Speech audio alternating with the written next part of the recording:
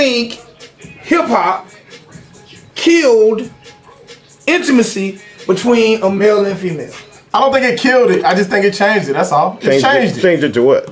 Just changed it to a Something nasty and filthy. Yeah, just a little something different. Just a little something different. All right, you guys win, man. You guys win. How about that? I'm not trying to win. How about that? It ain't about winning.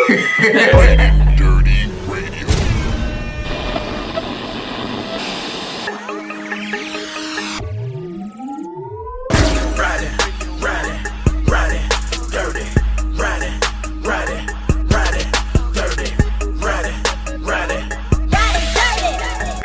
Ladies and gentlemen, you are tuned in to the Ridin Durty Radio Show, your favorite radio show's favorite radio show. We bridge the gap between hip hop and everyday life. So I was thinking of some things that maybe originated or created within the element of hip hop that today's hip hop has destroyed. I want to ask you, gentlemen, do you agree or disagree or need to add anything to the list? Today's hip hop killed the Black Power movement.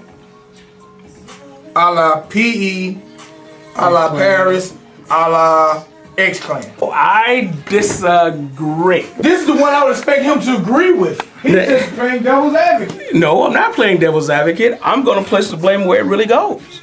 On? And it doesn't go on hip hop. And I say the record label. It goes on the record labels and commercialism.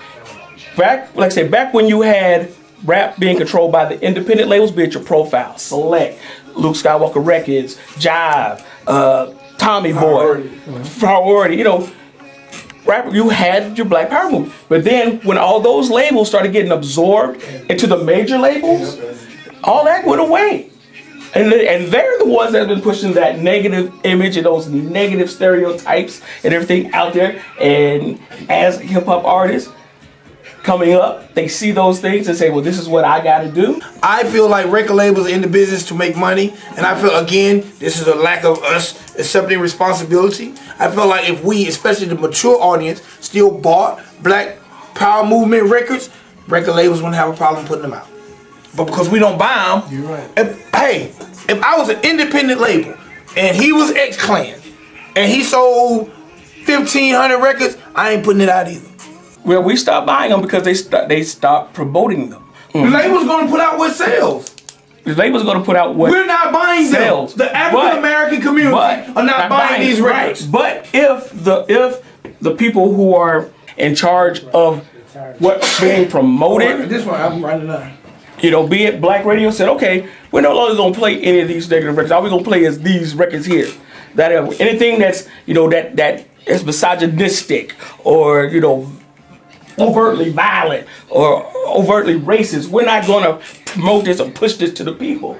Why would they do that if it sells? It will change. Why would they do that if it sells? Like I think fast food versus health food. And you know, it's funny that you said that. Fast food versus health food. That is a good comparison. The average person that listens to commercial radio don't mind a drive-by or two.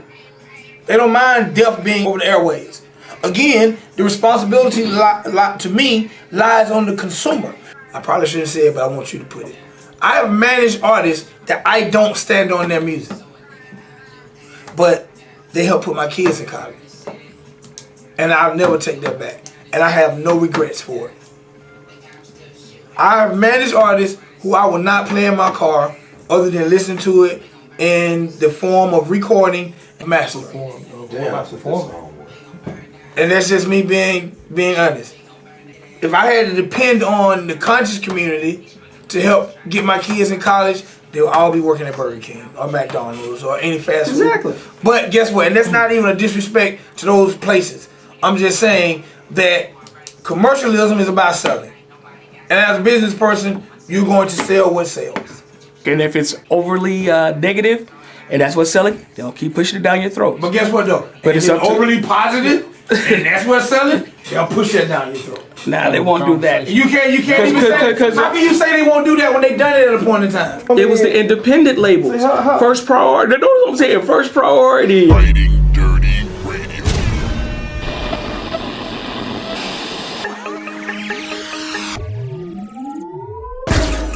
Mr. DubBullOh's in the building, man. It's a great pleasure. Double shot of the clap. Hey. Hey, I definitely appreciate that, Vic. That means you went back twice. Hey, man, I appreciate that, man. You went back in twice. Nah, you the man, bro. You the man. DubBullOh. Yes, sir. How you doing, man? I'm doing great. How about yourself, bro? Dude, I'm telling you, I'm happy. I'm in a good space. I've been hitting the track. Where you from? Born in the Bronx, raised in East Point, GA. You in the BX, son? Yeah, I was raised in the BX, man. Don't know much about it, but it's still in my blood. What brought you to Atlanta? My parents. East Point. My parents. I ain't had no choice. What made them move to Atlanta? I guess opportunity, man. My dad is a exceptional salesman. My mom was a banker for years. So my dad, you know, he would work in Paterson, New Jersey, which was a real hot spot money-wise. And he just kind of scoped out the opportunity because he's from Savannah. And he knew that for a young black male that I needed to be down here in the A and not in New York. I'm very thankful. My dad is everything to me. You know what I'm saying? My dad is everything to me, and my mom's. But my dad was very influential in my life, and can't thank him enough. You know, and he already had it mapped out. All right, the room get to clap. Yeah. I just want to say it because very rare do I hear black males say my dad was everything. Yeah, I don't think a lot of times, you know, they really get the credit that they deserve, the ones that are there. But my dad really put it down, and you know, we'll get into a little bit more of that, you know, and the reason of GOY and all that good stuff. But yeah, he was everything to me, no lie. Okay. When did you decide to get into music? I started in about 1999. You know, I just started out in about 11th grade. One of my homeboys at Tri-Cities was singing, and I never heard anybody like do music other than Snoop Dogg or Tupac, you know, just like major artists. And he was actually doing music, and I felt like I could, you know, get on his song. So he let me write to it, never used it, but still gave me the opportunity. And that's what made me want to do it. He was trying to sing, he was in a singing group. He inspired me, and I'm still proud of him to this day. So, nah, no love lost. So that made you take it serious? No. What made you take it serious? What made me take it serious is when I didn't go nowhere for about 11, 12 years doing it, and I didn't know the business side of it. That's where the name DubBullOh comes from. I started in 99, 2000. I thought I was going to be the bomb, and it didn't happen. And in 2011, my cousin sat me down. He is one of the dancers for Big Daddy Kane, and he just told me to. Whoa! So, yeah. Scoop and scrap? Didn't they get replaced at one point? Because I'm too young to remember all that good stuff. I thought they were the same crew. No, actually one did. Yeah, and the one I don't remember who did, but at one point in time it was just Scoop. Or the replacement is my cousin. So he been in the group since the 80s. Okay. Yeah. And he sat you down and told you? Yeah, because he has a publishing company, Zala Music Publishing. Shout out to you, homie. He just told me the business. He's like, no family member of mine is not gonna know the business, you know. He just sat me down and told me the game, you know. And I went and got books and research and all that good stuff, and I started becoming more of a business man behind it. Explain to artists how to even get your music picked up by Pandora, because I'm sure that is some very good information that artists need to know. Okay. Indeed. Well, first off, you have to have your music for sale. You may want to go and get a distribution deal through TuneCore, CD Baby, anybody who gives you a distribution deal. And once you put it for sale, it has to be for sale on Amazon, on demand. And then you go to submit.pandora.com and you send them your links. They review your music. It is based on about 500 different criteria that pretty much your song is getting analyzed by. And they'll get back to you if they want it. If they don't want it, you probably won't hear from them. Can artists make money off Pandora? That's where you make your money at. You know, but the deal is you gotta hustle it. You have to get people to, you know, listen to you. You know, everybody, just because you're on Pandora, people are just not gonna hear you. You're not just gonna pop up on Future Station because you're on Pandora and you sound like Future. So you have to actually make the optimization thing work for yourself, as far as Google and as far as pictures, and just really link yourself with these artists that you want to be linked with. What I did was I really linked myself with Tupac, and then that kind of forced me to be linked with Snoop Dogg and Wiz Khalifa. So if you look me up, you know, I'm linked with Snoop Dogg and Wiz Khalifa and all these other people that, you know, may not be linked to me, but they are linked to me because I made them that way. You have to seek out who you think you sound like, and when you're on social media, You have to start putting pictures together of y'all two. And what made it easy for me is, one time on Pandora, they played my song and they played Tupac right back to back, and I almost had a heart attack. So once they did that, I took a picture of it and I put it out there on Craigslist and everything else and stuff like that. So that pretty much tells the computer that these two artists go together some kind of way. So that's what, pretty much links it. So the more you do this kind of stuff, so like when you're talking crazy on social media, you pretty much telling, the computer what you're about. So you have to feed it the information. The computer really doesn't have the information until you give it to it. Get a ring, boy. I'm the grinder of the year. You see my trophy. It say the grinder of the year. These women know me. Cause I'm the grinder of the year. Me and my homie. Be the grinder. Ride it, dirty. Ride it, dirty. Ride it. And just like that. Something that you told me stayed in my head all night long. You wanted me to love you when you said, softly reach out and touch me. My love is in your head. How about that? Ladies and gentlemen, boys and girls, DJ Jante. Now I see the power of social media. Oh my gosh. Social media is woo. Social media can bring some people. We all got them stores where the mama go out of town. I called my boy, I was like, hey man, my mama went out of town. I got this house for a good week. What you want to do? I'm not gonna touch this one. The power of social media blew that house up to the point where the neighborhood said it was the biggest party that anybody had in that neighborhood. Besides the famous rapper that had the thing at the pool, I was the only one that had literally the biggest party in that neighborhood. The next year she found out, she was like, somebody called me about a mixtape release party at my house. I was like, hey, what?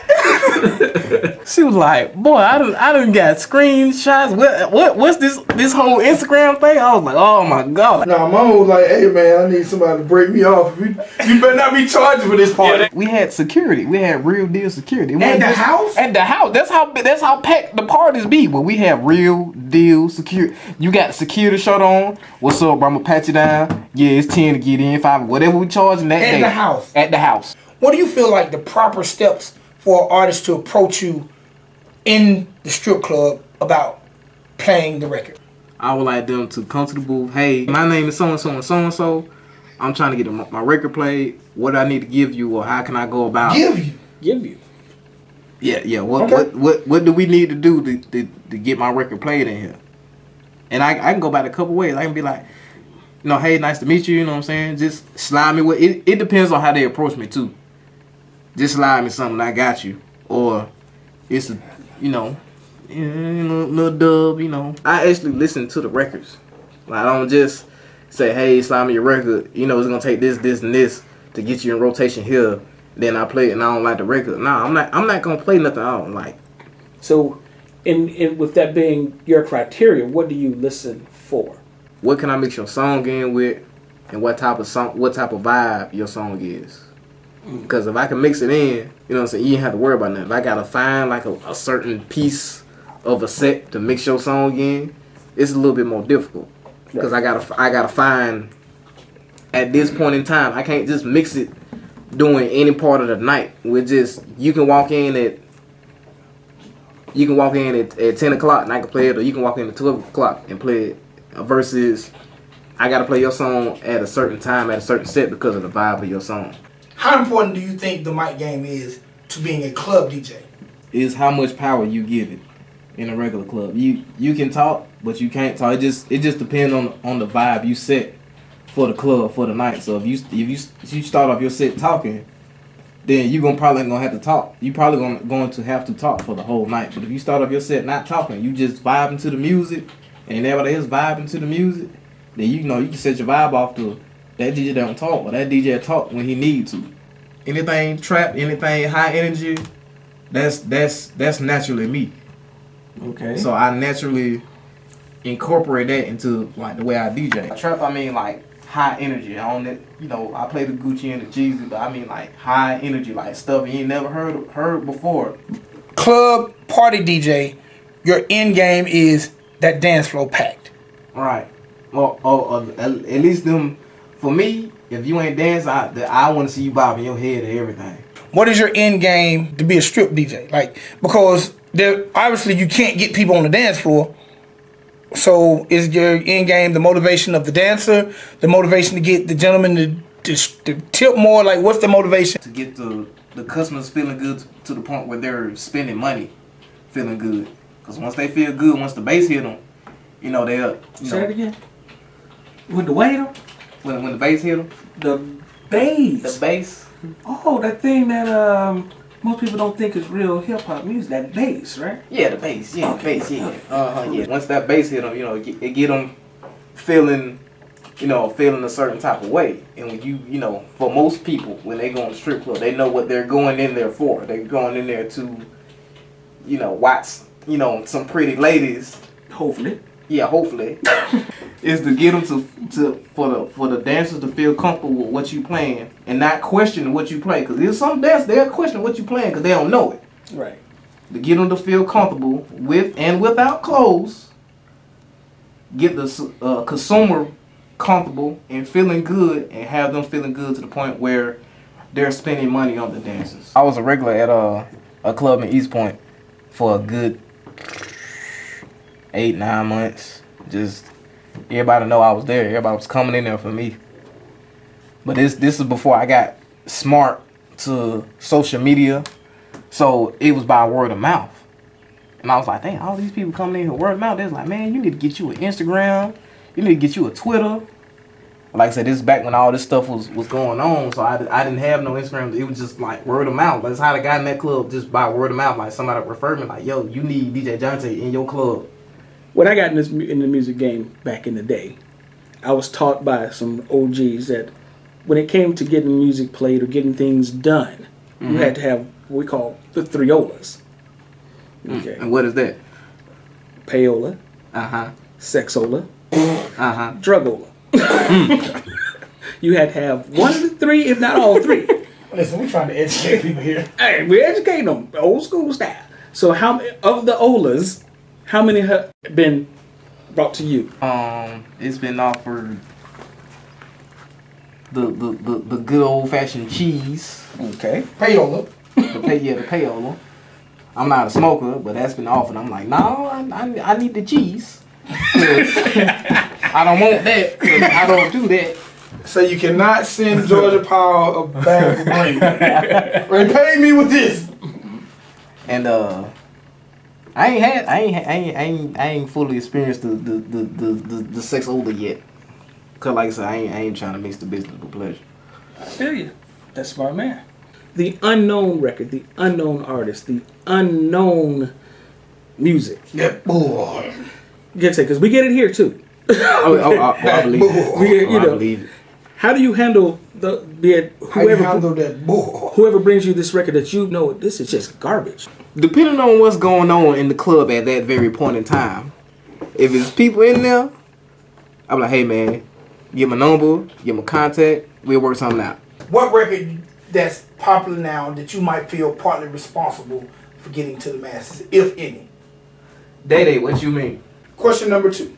What artists out there right now, if you are a street A&R, you'll go scoop up?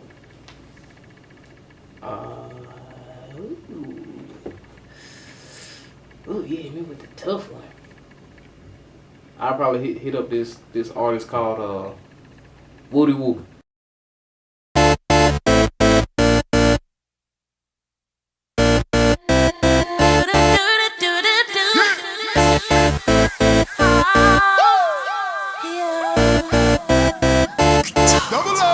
Jumped in my ride, it's about 100 degrees outside. We gon' party tonight, turn up, get wasted. I don't wanna feel so basic. Let's go places. Hey, you know what my day if you come through tonight for me. I know you like to be free as a bird. I'ma let you fly around tonight. We can't turn down. Together we make the world come alive. Won't shut it down till we see the sunrise. Cause all night long we can't do our thing. Man, I wish a bitch would try to stop me, man. I'm the DubBullOh. Who's that girl? Tasha Catour. Don't you know we running this, man? If you can't stay up, DJ.